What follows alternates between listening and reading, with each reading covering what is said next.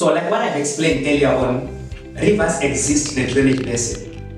And we say the drainage basin is the whole area from which a river collects its water. It is the catchment area of a river. So with me here, I have a diagram showing the drainage basin and how it actually exists. As you can see from here, this is our drainage basin showing the main river flowing from the source to the mouth. All rivers flow from the source. The source, that is where the river starts. That is where the river originates. And the river flows down to the mouth. The mouth, which is always a sea or a lake. So this is our main river here. This is our main river flowing from the source where the river is starting, going to the mouth. And we have what we call a tributary. This one is a tributary. A tributary is simply a small stream that connects the main river. So this is our tributary. That's another tributary.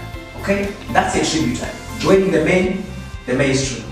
So this is our tributary there. And where the tributary meets the main river, we call this the river's confluence. So the confluence, that is where a tributary joins the main river. So that's the confluence that we have here. You can see from the diagram that we have here. And here we have the boundary. Every drainage basin has a boundary. You can see the boundary here. The boundary is called the watershed. So the watershed is the boundary that separates one drainage basin from another drainage basin. So which means that anywhere after the drainage, the watershed, the river starts to actually flow to the other, the tributaries start to flow to the other river. So in other words, the watershed here demarcates or separates one drainage basin from another. It is the boundary of the drainage basin. So this whole area that we have here, where this particular river exists, is what we call the drainage basin.